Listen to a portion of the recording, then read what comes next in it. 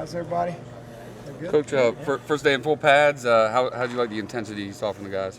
Actually, second day in full pads. Were they? Saturday? We ramped it up on Saturday and got some good work done.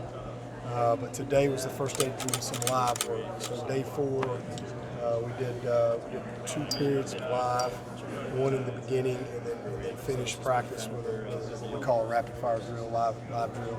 So it was good to see them, really put it all together. We've got a lot going on. We've got a lot of installation. We've got a lot of corrections that we're making. But I'm pleased with it. This has been good work. Great work ethic. The guys got great energy coming out here. As I said the other day, we're a good-looking team. We've got a few guys that, especially at corner right now, that are banged up, trying to get Booth's getting better, waiting on him. DK kind of strained his ham, so he was out today.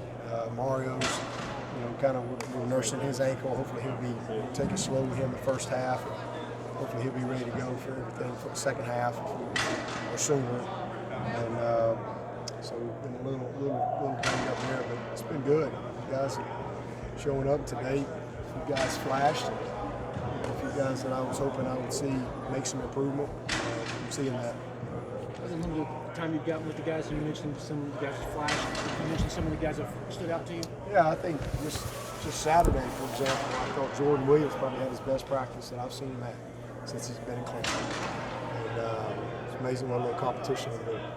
He really, was a guy to me that jumped out. And just really pleased with some of the guys that I've seen in the secondary and safety. We got some guys that are moving around very, very well right there. But Mike Jones is the guy that's doing a nice job. He's getting a lot of work. All those young guys I'm incredibly pleased with. Now, that second group of offensive line guys, we got a long way to go there. Just mentally learning how, they just got a lot going on. And then, we see 52 blitzes every day in practice, so it's not like we're patient on defense for the second OL. So there's a lot going on, but it's good for them. That's what makes us better. But all those guys in that mid-year group are doing a tremendous job. Please, BT hadn't missed a kick. He hadn't missed a single kick in 4 days. So he's off to a great start, as is Will Spires. He's doing a nice job. Jack Maddox stepping in there, doing a nice job at snapper for us. So, we got a good group. Moved Taquan. It's been fun to watch Taquan over there. He's fundamentally learning, what to do, footwork, obviously learning the plays, but you just immediately see his power, especially when we do some of our competitive drills where there's really not much scheme involved. It's just, can you move a guy? And so I'm pretty pleased with Taquan as well. Speaking of BT, I guess the MLS was listening. You're hyping Tanner Tessman. Yeah. I guess the situation with him should have kept my mouth shut. Come back at some point in the future, though, once his pro career ends, right? Oh, he could. Yeah, he could. Winky did. He can't play soccer until he's 40, but you can kick football until you're 40 or longer. I think there's guys, but I'm happy for him. That's pretty amazing what he played his first ever. He started in his first ever MLS game Saturday night. I think they played Philly, and he was the MVP of the game. Played 90 minutes, at every minute, or whatever you call it, man of the match, or whatever the term is. But he was. So, it's pretty special. He's been working since he was in diapers, to be a pro. And, the culture of soccer is a little different from a lot of these other sports. And very few people get the opportunity to go be a pro, right out of school. And he's young. And the other thing is he's really smart. My big thing was, I just want to see him get his education, as does his parents. He's a really smart kid. He's done great in school, high school, even though he's, here and there, and he's had to do a lot on his own. But he'll get his degree. He'll work toward it. But yeah, who knows? His ultimate goal is to get to Europe, and that's probably like being a first-round pick in NFL or something. Just get to Europe. I don't know much about it, but so we'll see. Yeah, who knows? Down the road, doesn't go the way he wants, yeah, he certainly can always have that opportunity if he wanted to do that. But you know, he's got a one-track mind right now, as he should, and you know, we're excited for him. Pretty special opportunity that he's got. Behind BT, I guess you got Jonathan Whites, yeah. So Jonathan Whites, who we brought in last year, he was a preferred walk-on guy for us. So those two, he's off to a great start too. He's missed one kick. You know, so both those guys are doing well. And then we'll probably bring another walk-on in the fall. But we'll have a tryout. Like I said, a few guys. We had one kid we wanted to bring out in the spring, but academically he wasn't quite where he needed to be for us to bring him out. So, pretty pleased with what those guys are doing. And then you know, Aiden is actually worked himself into he's a pretty good kicker. You know, fortunately we got guys that can hold left or right. He got a lot of work last year, and especially in kickoff. Aiden would be our second kickoff guy for sure. A very strong leg. Could you talk about your former players in the combine right now? Well, they've all done well. You know, I've kept up with them, tried to communicate with them all week and encourage them. I'm really proud of them. They all did, you know, what I thought they'd do. For some reason, I think some people didn't think maybe AJ could run or something like that. No, he can run, and so he really helped himself. Obviously, T's ham wasn't quite where it needed to be. He'll be ready to go here soon, and he's going to be great. But I think they all did well in their interviews. Anchorman Simpson did a nice job. And, certainly Kayvon's Kayvon. He crushed it. Reese ran. I think they upgraded him to a 4.41. I think that's what they were telling me in the staff room. But not surprised with that. And then Isaiah is what we all know. He's just a freak. He's one of the most unique talents you'll ever see. And him coming back and having that fourth year to really develop, he probably would have been a second-round pick last year. And him coming back and really just becoming a more complete player it's amazing what he's been able to do. So I'm excited for all of them, and you know, look forward to seeing them here. I guess next week they'll be rolling back into town for our pro day. Are any of these mid-years beginning to flash a little bit? I'll be honest with you, they've all flashed to me. The second OL, you know, that's a hard position to play, especially when you're going against higher defense. But I love what I see in those those 3-year guys that are here. They're exactly what we hoped they'd be. But they got a little more to learn. But just again, watching them in a couple of our competitive drills, pretty impressed with them. I'd put Taquan in that group too, because obviously he just moved over. I think we got a good group, but those D linemen, you know, I mean, you can't help but notice them. They just Fred out there corner is a great looking athlete. You know, EJ, I mean, he's smooth as silk, and you know, we got to get bigger and stronger and all that, which we all know, but he's got a lot to learn. They're all what we thought. DJ, I mean, he's, you know, all those guys, man. I mean, we just knocked it out of the park with that whole group. Sage, Dennis, man, he is physical, and he's got a mentality that you love. He really jumped out at me today watching him in the drill room. Kate, and Brzee, and Miles Murphy, you can't help but notice them. Those 3 linebackers, you can't help but notice them. Tyler Venables, Mickens, you just notice them. It's just a good-looking young group of talent that just got here.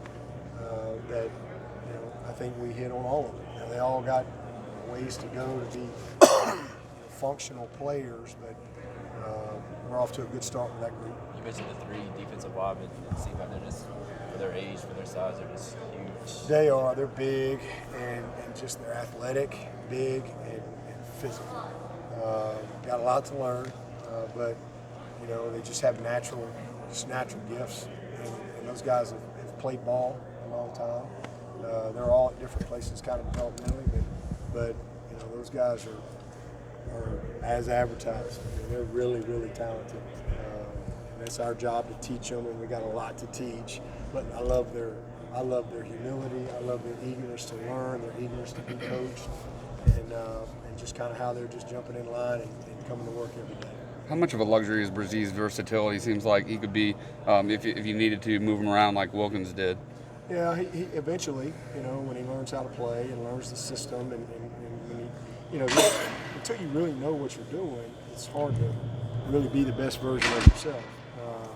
So he's just trying to kind of learn right now, but in due time, at some time, he's definitely a guy that I'll throw a pass to, hand it to, play special teams, play 3 technique, play nose. Could probably get by with him, playing some end if we had to. So I think as he goes through his career and really grows, there's a lot that you can do with him. Other guy I'll call out is James Skowski. Wow, is he off to a good start, man? He's a really good football player. Speaking of the ends, what about Xavier Thomas? What do you need to see out of him this year? Just consistency, just consistency really in everything he does, and he's off to a really good start. I love the look in his eye. I like his focus, his demeanor. He's just a little more mature. Sometimes you got to be exposed a little bit. You don't know what you don't know, and some of these guys, they have all the tools and they certainly look the part, but you got to understand they're just young people, and you have high expectations and all these external factors and so forth, and we forget that they're just young people.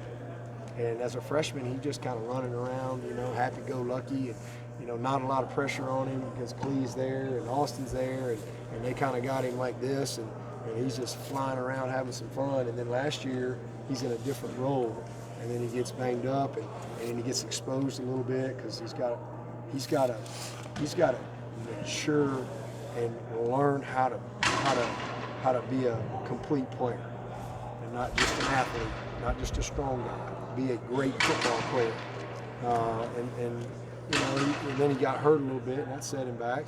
But he did a lot of good things. But there's a whole nother level. It's not theory on whether or not he can be a great player, but he's just progressing. And you think back to Andre Branch. It took him a while to really. Vic Beasley didn't start a game in his 4th year. Xavier Thomas is a million times ahead of where Vic Beasley was, but we just forget because sometimes these guys have such unrealistic expectations on them, and it's a hard game, and it's a lot to learn. And but I'm super proud of him. He's taking ownership of what he needs to do to get better, and he's practicing hard, and he's doing well. As is KJ and Maskell. That whole group, that whole room's different. KJ and Maskell, man, them 2 guys are awesome. And you throw Xavier, and then Justin Foster is just steady Eddie, man. He looks like a different guy. He has a confidence to him that I have not seen in him before. He's got a real confidence, and that just comes from all the experience that he has now. And he's a very mature, very focused young man, and the game has slowed down for him. And then you throw Miles Murphy in there, who kind of like X when he first got here, you just can't help but notice him athletically. But he's got a great foundation as a football player. X didn't have a great foundation as a football player coming in here, and he figured that out, and he's self-aware that way. So I'm really proud of him because he's really built a good foundation, and now he's, I think, ready to step in and be a little better, more consistent player. I think it's the right word. And then Greg Williams is a guy that's going to look up here 2 or 3 years, and he's going to be Kevin Dodd. Like, where'd that guy come from? He's one of those developmental guys that I think has a bright future for us. So it's just a great group, good people. Ski's doing an awesome job with them, and we're just in a different place than we were last year. Dabo, you mentioned the 52 different blitzes that Venables has. In light of that, how hard is it for a freshman linebacker to come in his first year and sort of process It's hard. all that stuff? It's hard. It's hard. It's hard on the safeties. It's hard on those linebackers because not only do you have a lot that you got to, be able to do and manage and line up, but he's, it's 4th and 1 every day with him, and there's a level of intensity that you got to have to play with for Brent every single day, and so it's hard, it's tough on those guys. Did you get the sense that Skalski got over the ejection from the title game pretty quickly, or is that something that may be lingering with him and fueling him a little bit? No, he was pretty disappointed in the moment, and certainly after the game and all that stuff. But no, he's moved on. I mean, there's nothing we can do about it. Just get ready to go. With the Georgia game being added, obviously you lose a home game. Is that just an opportunity where you couldn't pass up the chance to play Georgia? Yeah, I don't like. Have fought. We've had many years where we could have done an opener or whatever, and probably made more money from an athletic department standpoint, to be honest with you. But lose a game and only have 6 games. So I've really fought that my whole career, and we'll continue to do that. But this was a situation where, you set these things out in advance, and then all of a sudden 21 was kind of an oddball year for us, and we really needed another game, and so it worked out, especially being able to go to Charlotte, to give us, just because that's kind of been the formula we've had for a long time, and it just with Notre Dame and all this stuff, it just kind of made that year 21 kind of a weird year, and so Dan and I talked about it really back, I guess, in summer. So it's been something they've been working on. But, I hate the fact that we lose a home game, because it's important to our community here. But this is pretty much what we're going to do this year, and then we'll get back on track with how we do things moving forward. But we needed another game, and it's exciting. You got an opportunity. It just worked out. We may not have done it for just another random team, but the fact that we had a chance to play Georgia, I think something that both fan bases will be really excited about. And obviously, it's a tough game. That's a hard opener, hard to win those games. But it'll be an exciting way to start it all off.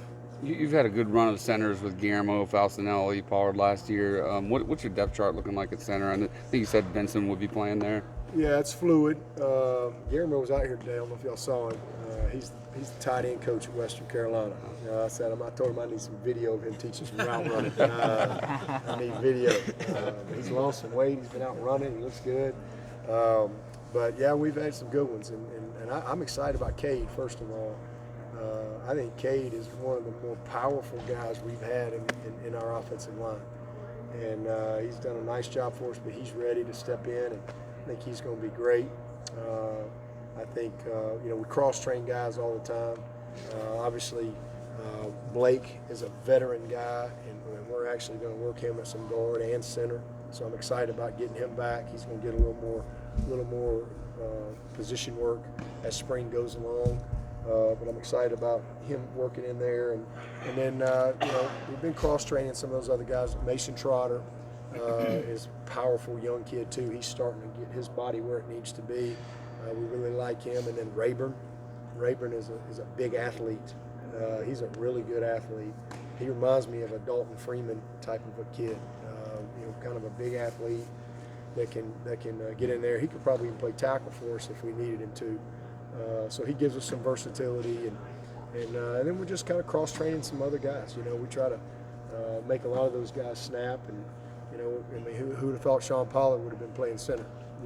He's starting as a right tackle for us in the national championship team as a freshman, and ended up his career playing center. So Robbie does a great job of kind of cross-training and developing some depth there, because you got to have it. But first thing you got to do, obviously you got to be able to snap it, but you got to be able to run it. I mean, you got to be able to control, and communicate everything from that center position, because it starts from the inside out. So we got some work to do as far as really developing kind of a 1-2-3. So it's pretty fluid right now. All right. Thank you, Coach.